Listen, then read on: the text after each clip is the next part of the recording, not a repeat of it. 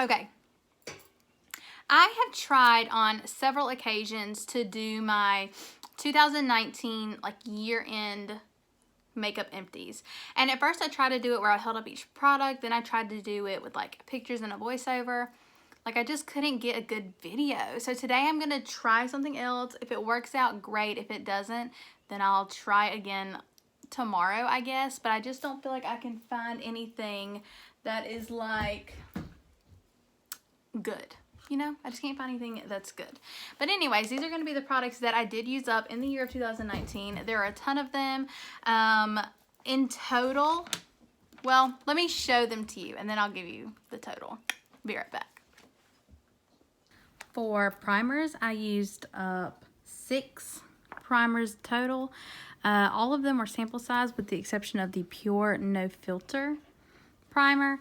And they value at $78. Now, out of these, the ones that I would repurchase, if they're cruelty-free, I would repurchase the Benefit Professional. And if I were to get the Becca primer, this is the First Light priming filter, as a free gift or gift with purchase, I would use it up. So, for foundation, I used up 2. I used up the e.l.f.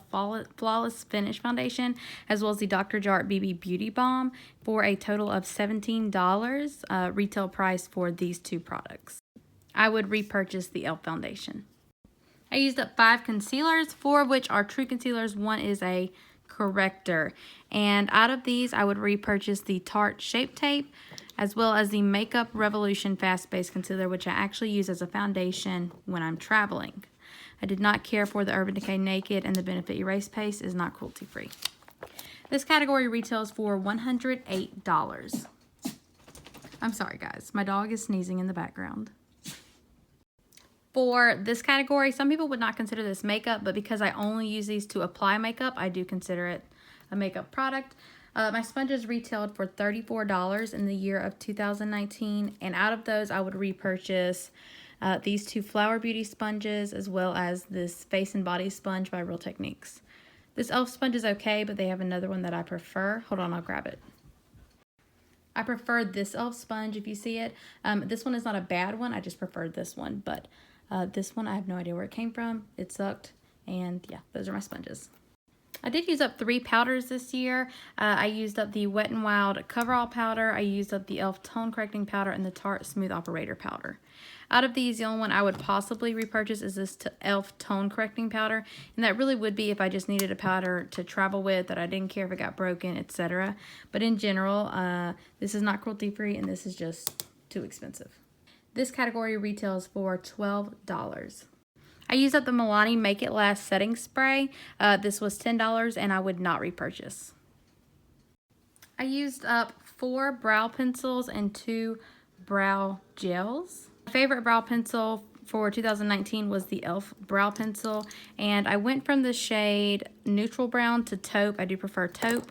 I used up the Flower Beauty brow gel, or excuse me, brow pencil. I did not care for it. I felt like it really clumped up in my lashes. This is one that has no name that a friend sent me.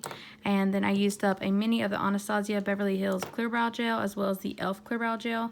I did not care for the e.l.f. one. I mean, you could just tell it was a $2 brow gel. And the Anastasia one is really good, but I will go ahead and tell you that I've fallen in love with the ColourPop brow gel, so I will no longer be purchasing the Anastasia. This category retails for $21. Which, by the way, I used to buy the Anastasia Beverly Hills brow pencil, and that one retails for $21, and I went through about one a month. So to have reduced the amount that I spend on my brows by 1/12, that is something that I'm quite proud of. For cheeks, I used up a mini of the Tarteist Illuminator. I used up the Tarte Hamptons Weekender Contour Palette. Let's see, I completely used up the bronzer, no, the highlighter, and the bronzer I used up until it got hard pan on this last part and I couldn't get anything off.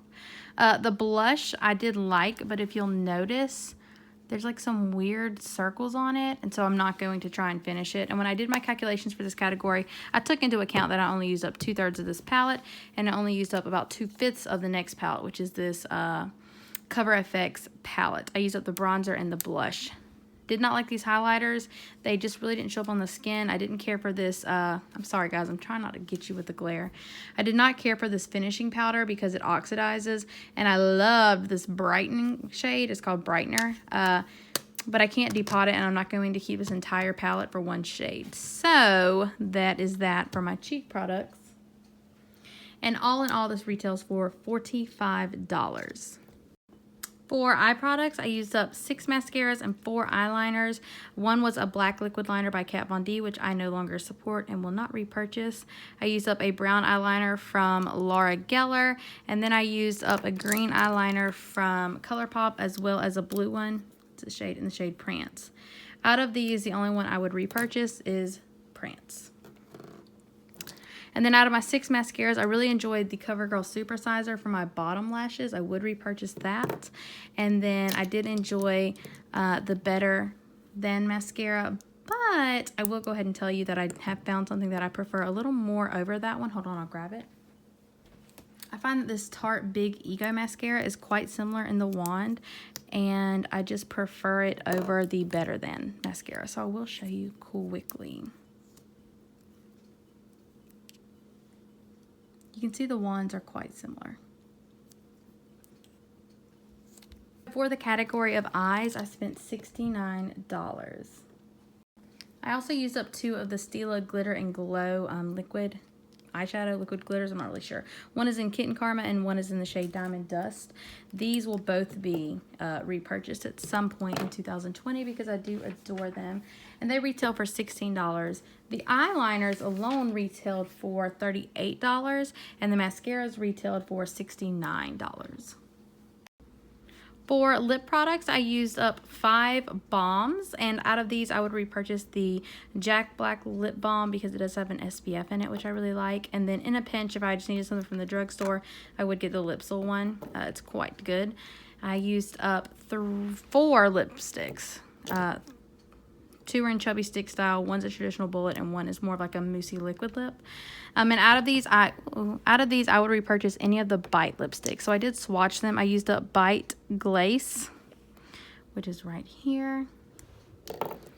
I used up Bite's Pastille, which is right here.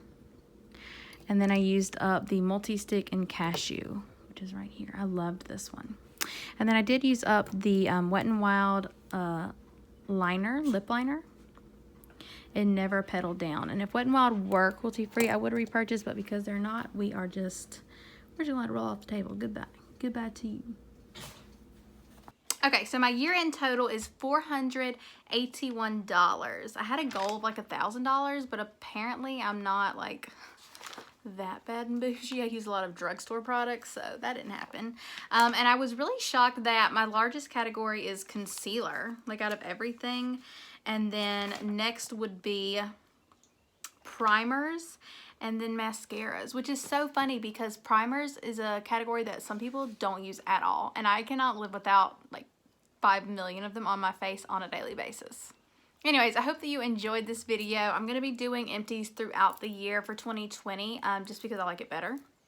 But I will still do a year-end empties at the end of this year. So, of course, if you are interested in seeing that, by all means, subscribe so that you don't miss any of those. Anyways, I'll catch y'all next time. Bye.